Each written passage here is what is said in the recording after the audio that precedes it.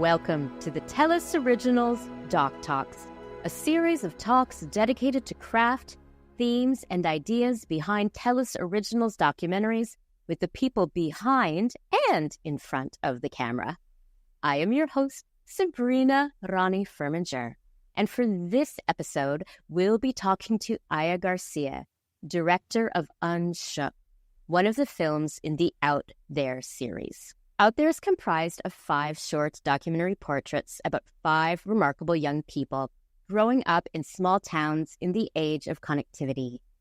Unshook tells a story from the life of Afro-Cuban Canadian Renee Osmani Diakite. At 18, Renee was ambitious to start a life of university, activism, and adulthood until death touched his family. Taking a step back to reflect, Renee learns the truth of navigating grief, growth, and the nature of change. Renee's powerful story is told with immense skill and sensitivity by BC-based director and cinematographer Aya Garcia. Aya's work elevates and amplifies the stories of historically marginalized individuals and their profound relationships with their communities. Drawing from her own experiences as an immigrant from the Philippines, Aya's work is regularly collaborative, always non-extractive, never exploitative, and is screened in film festivals like VIFF, Tribeca, Disorient Film Festival, on the web, and on platforms like NFB, CBC, and TELUS Originals. Unshook was made in 2022. In May 2024, Renee passed away. He was 21 years old. Today, we'll speak with Aya about grief, growth, and what it means to be unshook. Aya Garcia, welcome to TELUS Originals DocTalks. Thanks for having me. I'm so sorry about the loss of your friend. It's really sad to lose Renee. We really feel his that we miss him. Yeah. So let's honor his story then by talking about Unshook. Let's begin even before the beginning. A central theme of all the films in the Out There series is the fact that they take place in smaller towns, smaller communities, smaller cities. Personal connection do you have to small town life?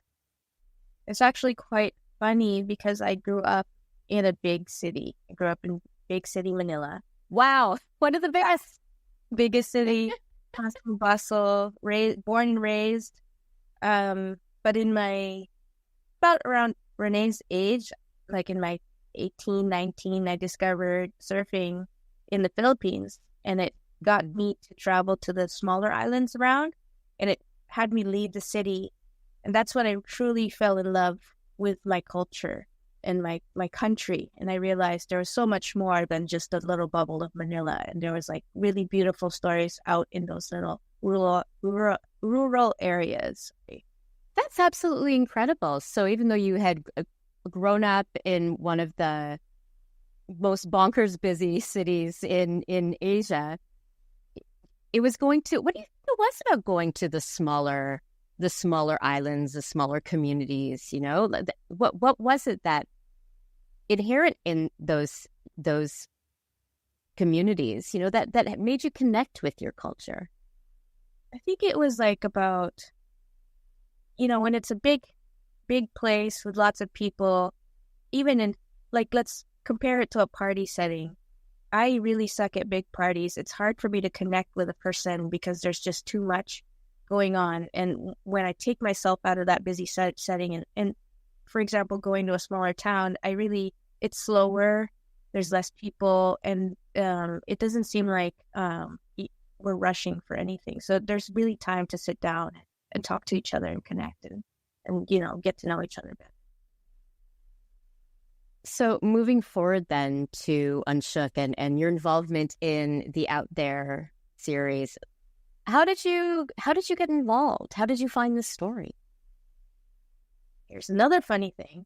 I think moving from Manila to Vancouver for me actually feels like a small town to Manila. And I had been working here for almost a decade, working in service industry and sometimes part-time filmmaking. And then when the pandemic happened, I basically reached out to all my networks and friends and told them, like, for example, Jeff and Kayla, both actually, I texted them, hey, I want to fully go into film. I want to tell stories.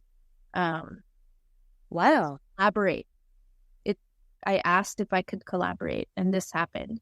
And Jeff was like, send me all your work, and I had to put everything together. And we pitched it and connected with TELUS, which was really nice. That's incredible. What was it about the onset of the pandemic, that encouraged you to, like, was it a sense of like, it's now or never, I want to be a filmmaker? Like, what was going through your mind at that time?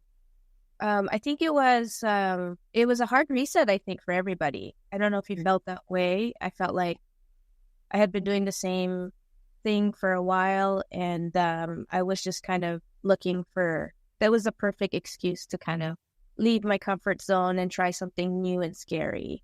That's how I felt.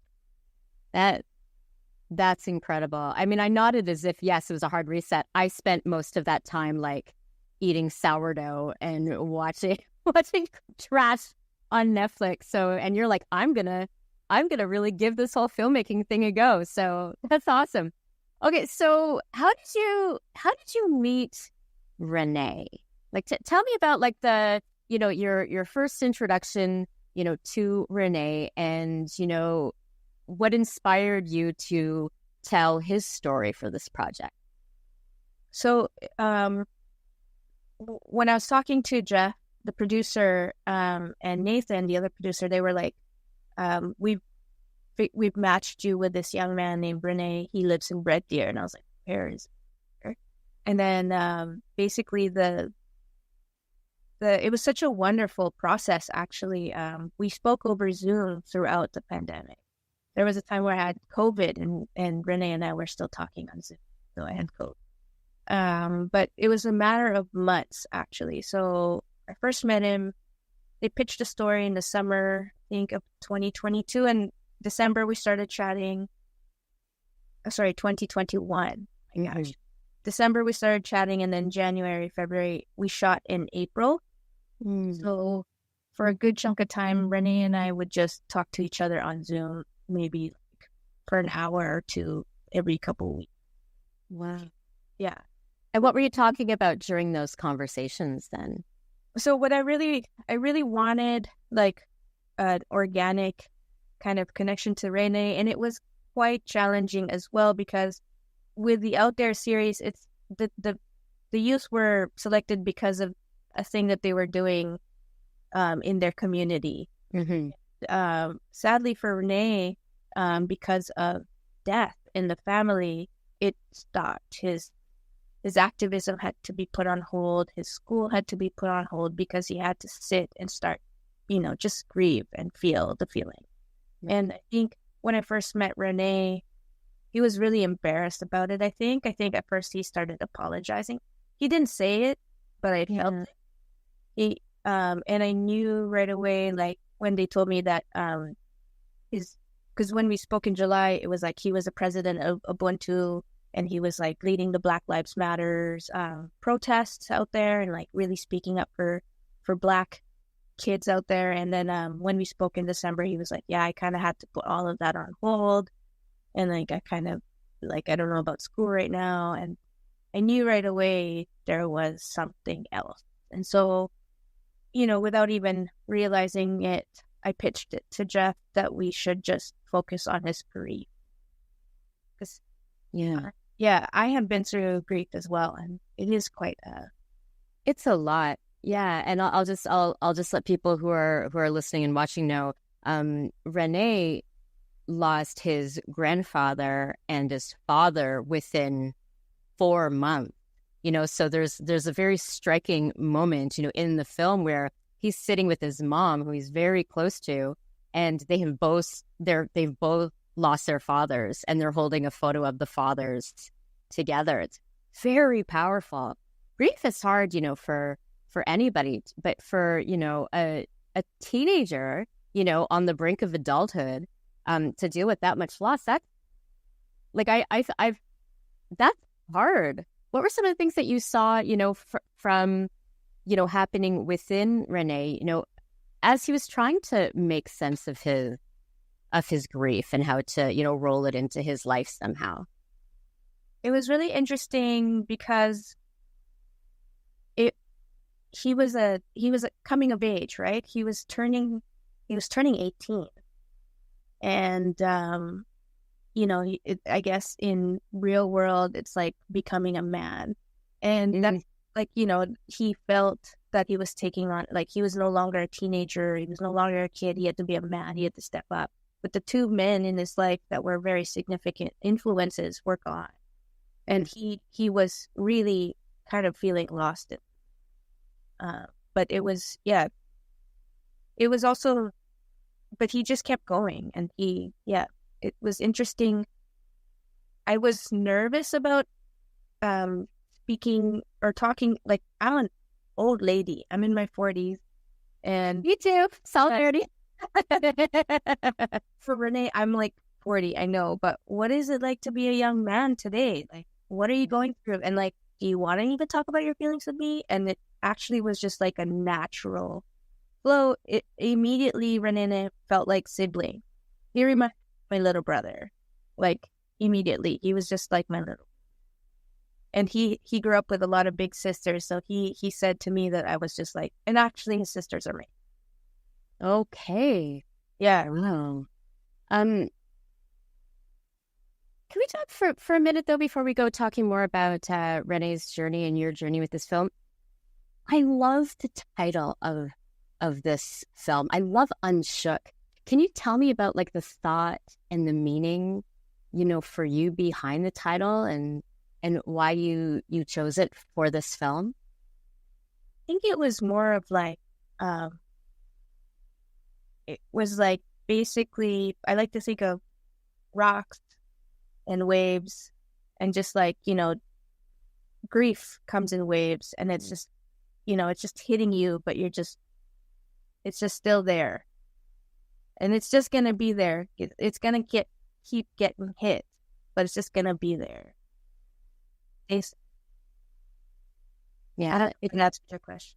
No, I mean, it's beautiful how you describe it, because that's something that I've come to about grief in my own life. That it's not something to get over; it's something to integrate into my life. And I'm like, okay, well, this is a thing that's here now, and I want to live.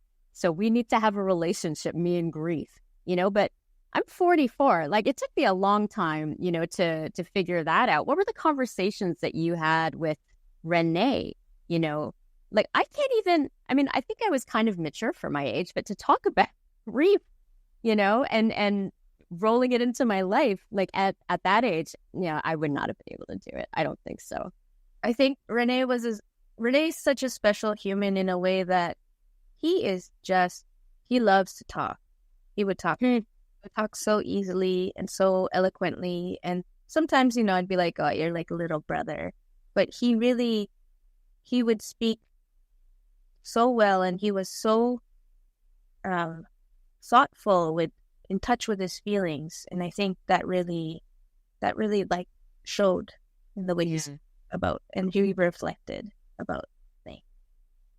Yeah, I connected with Rene because I myself also was grieving a little bit, like a couple years before that, losing my grandfather. Yeah, so it was like we connected for sure. Yeah, I know it's a club that nobody wants to be a part of, and yet we gain so much by, connecting with other people during that time. I mean, you mentioned that you looked at Rene as a little brother.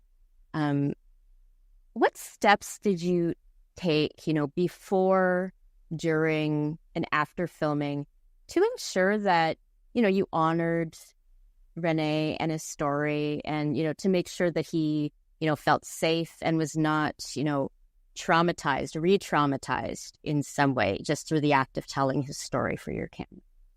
I think I just got really lucky that Rene was such an open and honest person to me. Like, I think immediately when we started talking, I was like, I'm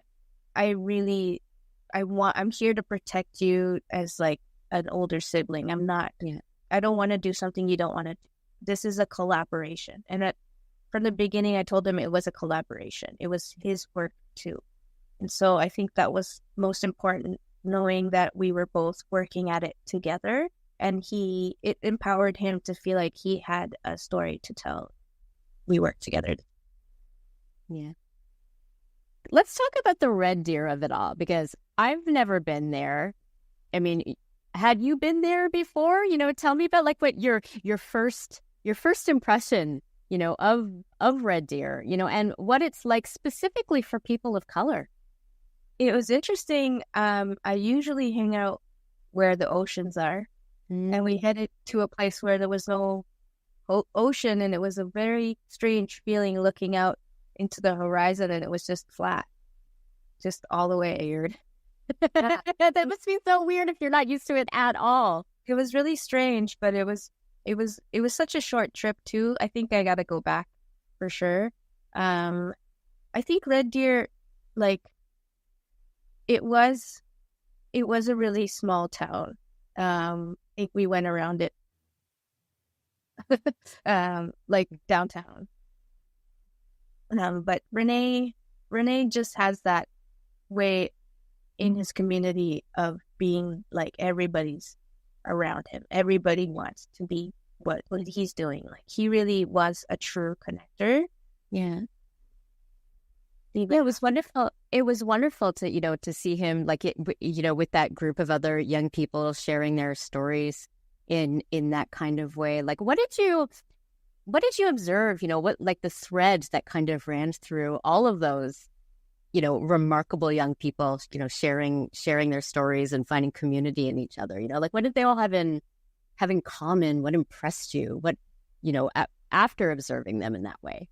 I think it's really remarkable how the younger people today, I wish I had it when I was that age, but the empowerment and the support and the voice. I think social media, the internet has really, really helped young people like find each other and speak. Like, I feel like, I wish I had that back then, and they have it now, and they know how to use it well. And yeah, it's really inspiring to see how they connect. And even we did acknowledge that Rene has passed. Even after, in the group chat, everybody's still talking about Rene. Everybody's sharing stories of how he is still connecting everybody despite being not physically. That's beautiful. I mean, what a remarkable legacy. There's so many different ways, that his work continues on among the people that he impacted. Looking back at the experience of filming, do you have like a most memorable, moment, or, like when you look back at the experience of making the film, what was like your most memorable moment or day? There was one day that was pretty hectic. It was when I saw him as a little kid and also as a grown-up man at the same time. I think it was when we were going to shoot at his house, and it was still messy, and he was still with his mom. When he was with his mom, he gets into that kid mode. Like, yeah. And, he was like trying to hide stuff in his room, like the mess. And he was like, okay, maybe show up like a little bit later. I just have to clean up, like, and then within that day too, I think we filmed a scene where he visited his father's grave for the first time. And I sat in the car with him. And, before I was like, are you sure you want to do this? And he was like, yeah, I've been meaning to do this. And it's really important for me that you guys are here to see it, because I want to share this with people.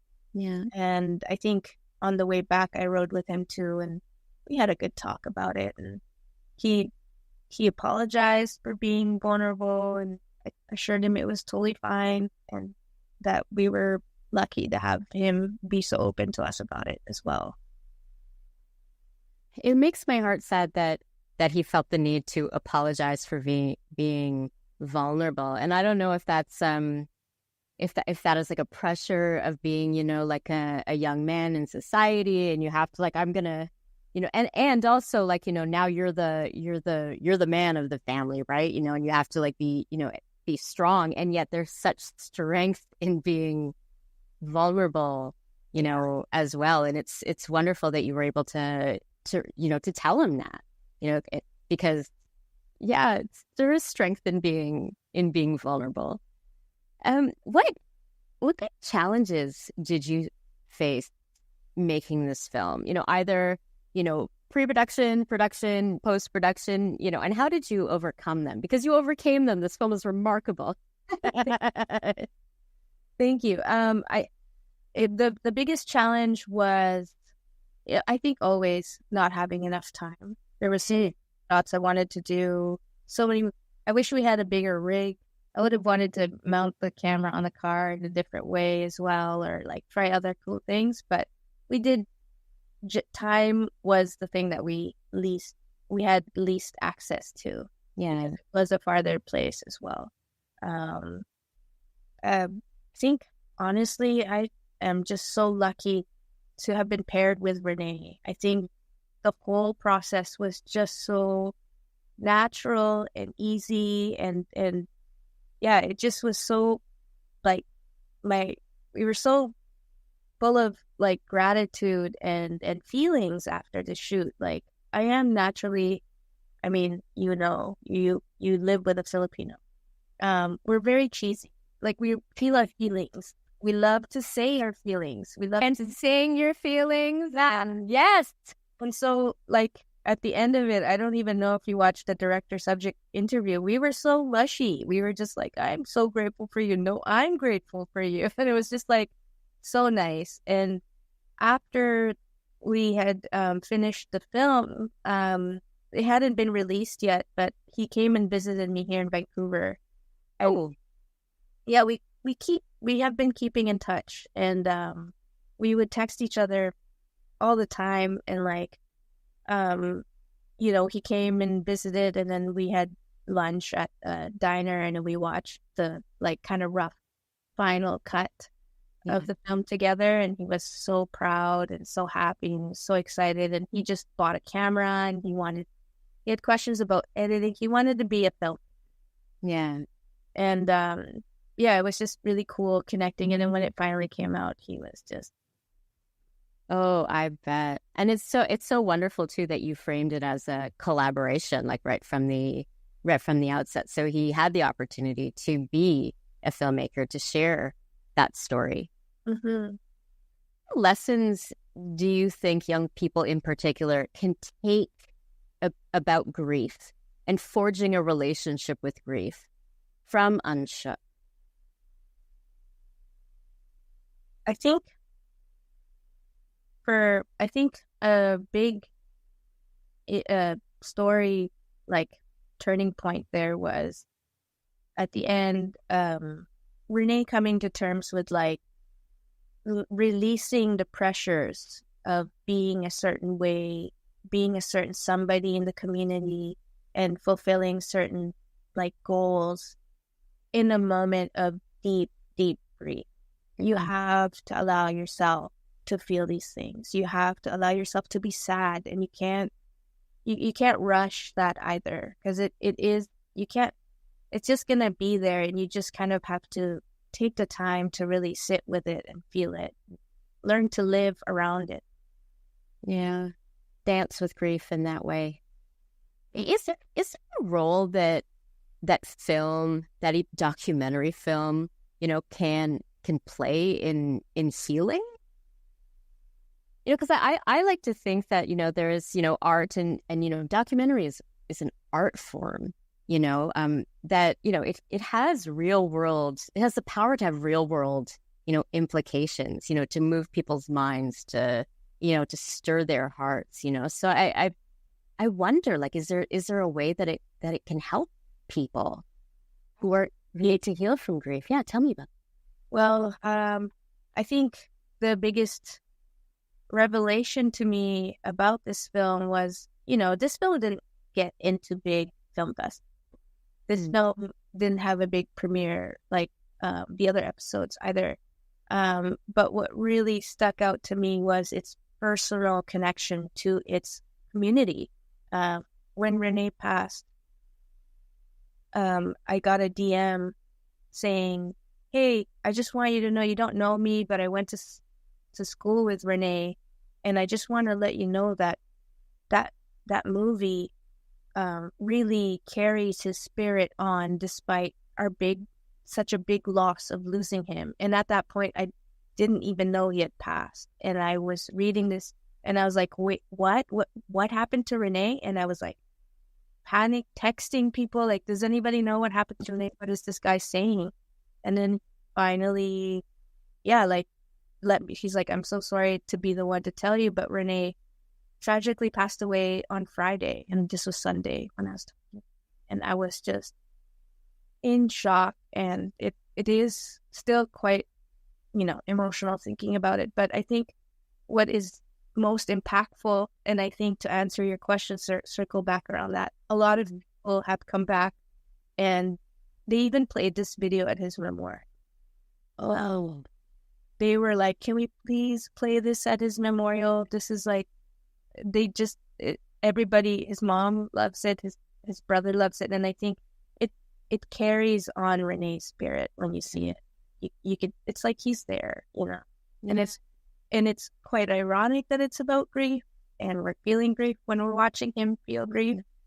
But I think I have to rewatch it again a few more times to feel what I'm really feeling. Yeah. Wow, what an honor, to have the film played, in that powerful, personal a moment.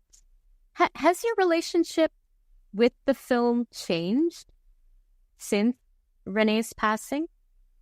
I think I love it even more.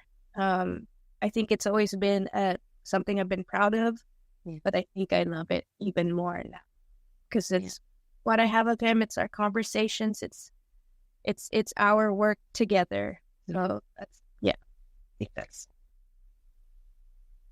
beautiful. Okay, what would you like people to know about Renee that isn't in the documentary? Renee was he was so himself in the documentary. I don't know about that, except that maybe, he's a little, he was 21 when he passed. And when we made that film, he was 18. So much has changed. Actually, we were messaging each other because he had just gotten into snowboarding. He was sending me pictures of him snowboarding. So he was just still, I think Renee, there was still a lot for Renee to experience and feel and become. Yeah. But I think he just loved life. He loved to sing. He loved to dance. He was like the life of the party. Yeah. I mean, it sounds like, to get to know him, watch Unshook, watch the film. Also a keen fashion sense. That was when I first watched this many months ago. I was like, wow, this young man is better dressed than like almost anybody I know.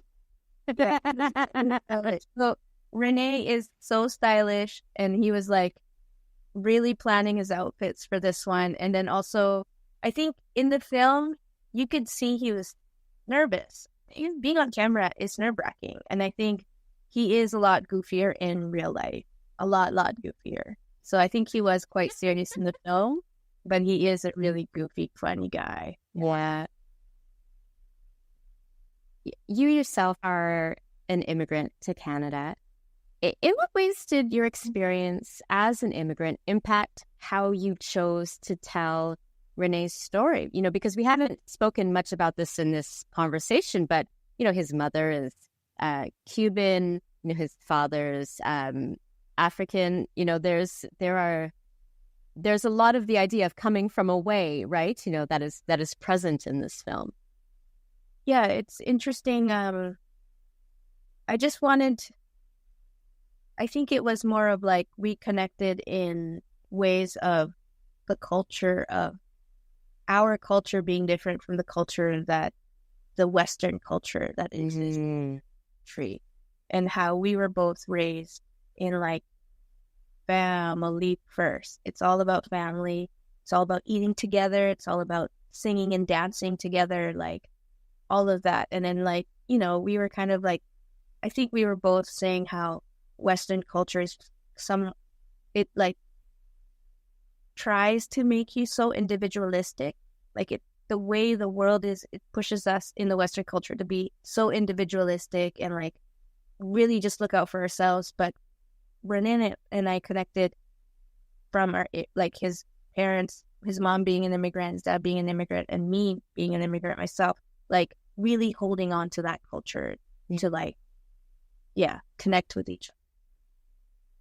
Yeah. The Western culture can be really lonely, you know, as well. I say this, like I have on one side, you know, a European family, you know, and on the other side, a big Indian family, and also my, you know, big extended Filipino family. And it's so different. And I'm very grateful I can raise my daughter, you know, with all of the, you know, being able to, you know, to tap into that, because, you know, that's also like you get the love, you get the community, you get the culture, you know, and that ends up, you know, being so important, you know, to your sense of self and, you know, that feeling of safety in the world.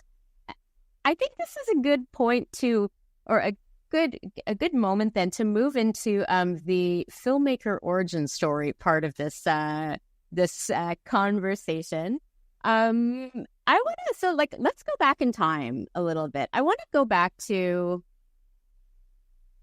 your childhood, you know, growing up in Manila. What signs were there, you know, in your childhood, you know, that you would ultimately, you know, choosing a pandemic to become a filmmaker, but become a filmmaker, you know, like, was there some, like, a particular age when you look back and you're like, oh yeah, that kid was going to make movies. Oh yeah, that kid's going to make documentaries. Well, I've been making movies since I was in high school. Wow. My dad was a big tech nerd, and he always got us, I grew up pretty privileged in Manila. And so he always got us the latest gadgets. Like I had a camcorder, even when I was like 10, 11, my mom had a camcorder and I would use it all the time and record stuff. And then, I'm sorry, you went like this. If we're about the same age, it would have been like this, right? It would have been ready for already. You'd have to use two hands. It was like that. Beta cam. I actually learned to edit with beta cam. So like tape to tape. And then I went to, I took a video elective. Again, I went to a nice school. So I was privileged enough to do that. And then I also went to independent film school in the Philippines. We had applied to move here when I was in high school. Yeah. But 9/11 happened, so they halted all of immigration. So I ended up like finishing it 7 years after they were like, oh, hey, now you can come here. So I had already kind of forgot about our plan to come here, and then kind of like started my filmmaking career there. And actually, when I moved here, I was already kind of making like corporate videos on the side to go for surf trips, but then I always said I was going to be a cinematographer, and it's really interesting. I wanted to do a documentary about women surfing in the Philippines, and I am going to push for it. So that's going to be my next. Hopefully. I'm so excited. That is amazing. Yeah. Okay, there's so much I want to ask you right now. So back when you were well, first of all, I love that you were hustling for surfing trips, you know, or like making movies so you could surf. I think that's amazing.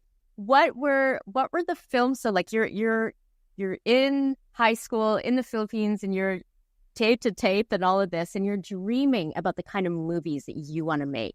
You know, what kind of films did you want to make? What kind of stories did you want to tell? It's interesting. I actually I was obsessed with surfing, and I was talking to a friend in school, just somebody, about this idea I had of like there's these 5 women that I've been following, and they're like part of the Philippine circuit, and I want to film them. But she was like, I think 1 class ahead of me, and she ended up stealing that idea and doing it. And then that kind of left a bad taste in my mouth. So I was like, oh, forget about that. I'm not going to do that. And then now that I can't believe she did that. She's like a villain from like a 90s fight movie. Honestly. But yeah, now these women are actually older. They have daughters, and I'm still in touch with them. So I'm hoping to make that thing.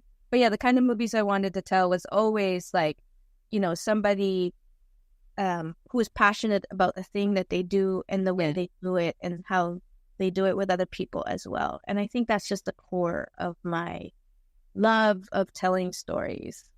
Amazing. Are there a lot of are women really, ingrained in the surfing industry there, or industry community there, or are they underrepresented as they are in so many other areas, including cinematography? Yeah. Well, man, we have so much to talk about. There's so much to talk about. We're going to push it up the sleeves. Yeah. But with the surfing in the Philippines, I feel like, am I giving away my ideas right now to tell her? Or I wanted to pitch. I did want to, but okay. We don't have to, but we have to go into it. But it seems like this is the kind of story that only you can tell as well, because of the fact that you spent so much time, in this community on the ground in the Philippines. Is that enough of a warning? If anybody watching this makes this move, don't look at it. and if not,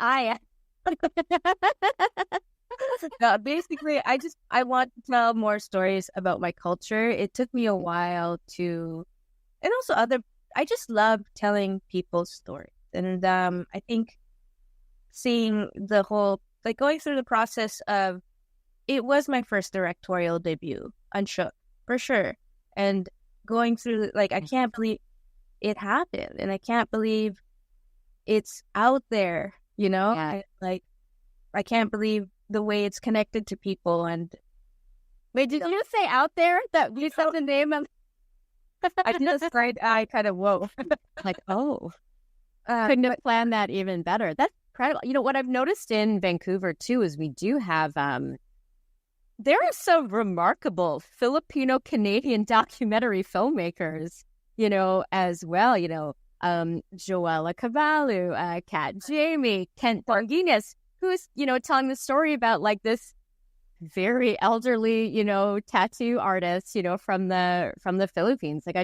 I think it's just remarkable, that, I'm all for these stories being told. And I love that you have this home base of Vancouver, to tell it. What I just also realized as we're talking, the you that, was learning and learning on the tape to tape, you were the same age as Renee was, at the time. That's kind of wow, what do you think you at 18 would think of the life, that you have now, and the fact that you had your directorial debut? I mean, I wish I don't regret it. It took moving to a new country. You definitely give up a lot at first. I had to do service.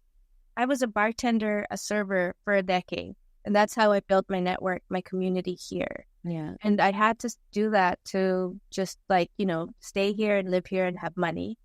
And then I didn't really have the confidence to just or the privilege to just jump into a filmmaking career. It's hard. Filmmaking is hard. It's tough, especially indie filmmaking, documentary filmmaking. It's not the same as,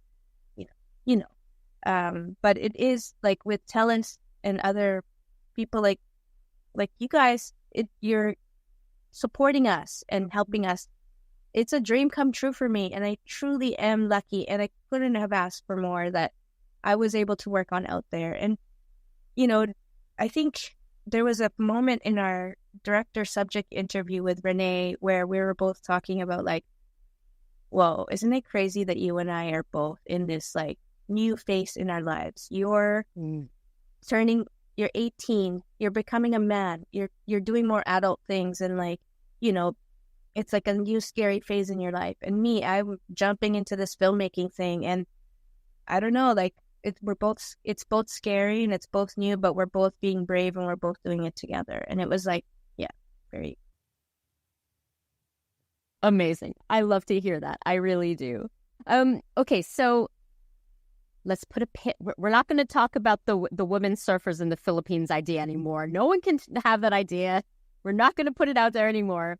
However, that said, what is an Aya Garcia documentary? You know, like what needs to be present in a story, you know, in order for you to commit years of your life, sleepless nights, all the stuff that, you know, I have learned over the course of all these episodes, you know, goes into making a documentary? I think for me, I don't want to make a documentary just for the sake of making a documentary. I've had a lot of chances in my life to, you know, make a documentary about something cool. But I am lucky enough to be doing cool things with people, but I don't want to just do it for the sake of it. I think an Aya Garcia documentary has to be like really heartfelt and cheesy, not cheesy, but like real authentic. I know it's such a cringe word, but it is for me. It's like, for me, a true connection, human connection is so important for me. And I feel like the internet, the way we cut stuff, it's great. We get so much content, but like, I would like to slow things down a little bit and like get rid of the fancy cutting, get rid of the cool effects, but just really strip it down and just like tell this story, but then in a cool visual way. Because that I said, absolutely. I mean, even removing the word content, you know, it's not about content, which like, you know, a bowl has contents, right? Like it's about art, it's about stories, and it's about humanity. And that's what I feel like, you know, in your film, you know, in Unshook, like we get to feel that humanity. We get to feel, you know, Renee's heart and your heart as well in that, you know, in the film. When I was reading about you, I was reading about how your work is collaborative, and also kind of it's not exploitative, and it doesn't, you know, take anything away. You know, it's not extractive. Like that was kind of the way that I looked at that, which is often, you know, when you have somebody telling a story from outside of a community, you know, like it can be extractive, you know, like can you tell me a little bit more about that? You know, because I do feel like there's a lot more, it's such an exciting time. We have so many filmmakers from so many, you know, different cultures, communities, you know, telling their stories. But like, I want to talk about like that specific kind of way to honor a culture, honor a marginalized group, you know, without, you know, I don't know, like not belittling it, but, you know, like, you know, exploiting it, you know, in some way, because that's something that, you know, BIPOC people, you know, people of different genders and sexualities, like, yeah, they've been exploited a lot by filmmakers, you know, documentary filmmakers, you know, back, you know, over the history of film. Yeah. No, I really appreciate you asking that question. That's really thoughtful and sweet that you actually even read up. But I think it's my job. I think if I were to just name a moment to like tell a story of, you know, I was following around this Indigenous skateboarder. We were going around filming them. We ended up in Kamloops, right in front of the residential school site, and they were hosting a skate camp right in front of it, just to like take it back, you know, like a statement. So there's a group of Indigenous skateboarders, and teaching young Indigenous kids to skate. And there was a moment there where the elders came in and like were doing a healing, and I decided to put the camera down because I think what it is, it's like, I don't know. I didn't feel comfortable. That was just my gut feeling. Felt like this is something that my friend is going through. It's like very, you know, personal and it Right. doesn't have anything to do with this thing that we're filming. So I'm just going to put it down.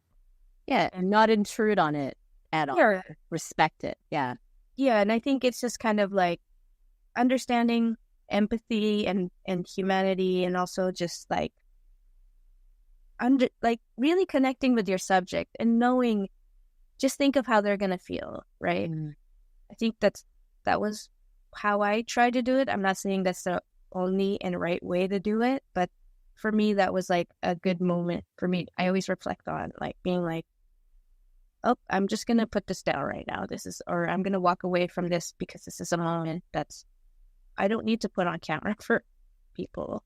I mean, that's absolutely wonderful, because you actually could have done harm, had you filmed, and like this way you did no harm, and also like you trusted your gut. And I think that's also really, important, especially like as you, like, yes, you're learning skills and stuff too, but you also like, yeah, you have a voice, like you have something inside of you that is telling you what's right and wrong, and it's good to trust that.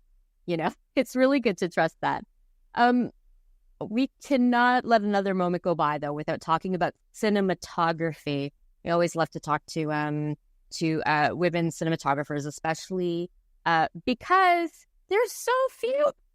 There are so few, and yet it is so wonderful, the work that we get to see, from the incredible, lens slingers, like through Spider-Man, but with cinematography. But the fact that there are not that many women cinematographers, how does that impact you at all? The choices that you make, the way that you film, like, does it have any impact at all on the work? The fact that you are one of only a few, especially in this city? I think I try not to think about it too much because... Sorry, I brought it up so much. Let's say, like, I think in a way of like putting the pressure on myself. That's what I wanted. I try not to put that pressure on myself. I try not to like make it such a stressful thing. Like, oh my God, you got one shot. You've got to nail this. Yeah. But I think it is quite. You're right. There are few of us. It is a boys' club, and even me, I came into this late in the game, and I studied cinematography in the Philippines, but I've always kind of never took the path of the film school here in Vancouver, join an MLW, or like get on a big crew. I think I've always done documentaries. I've always been a one woman team kind of a thing where I did everything. And I think for me, that was, for a long time, was an insecurity. But I think now that I'm 42, I think it's a strength. Yeah. Yeah.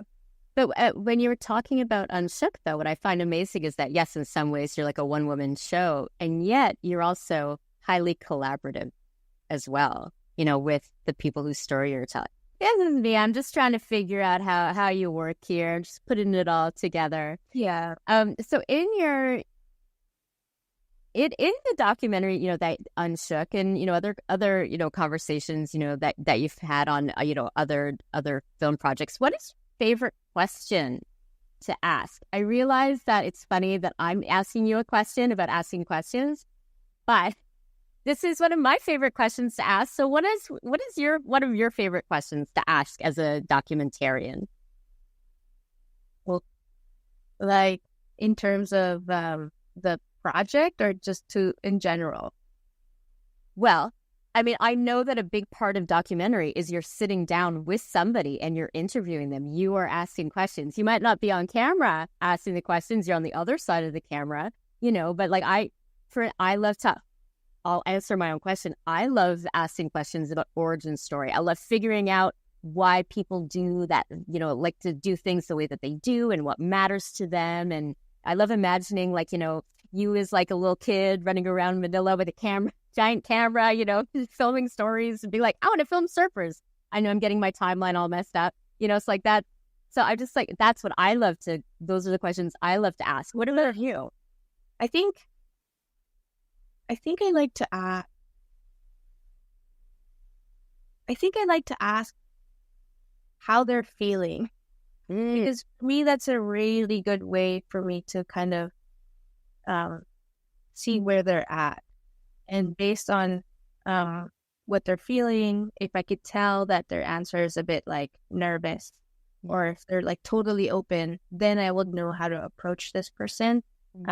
There's also like, I don't know, I think I ask so many questions all the time that it's not really like, I don't know how to explain it, but I'm always just, I guess I always just make sure they're like wondering where they are at that point. Like, are you okay here right now? Like, are we good? And if we're not, we'll do it again some other time. Like, does that make sense? I feel like Heck yes. And that is such like, you're kind of describing yourself. You're incredibly intuitive. You're trauma informed. You're collaborating in the sense even of like you care about how the other person is feeling. That is very much a non-extractive, non-exploitative approach. So I'm figuring you out.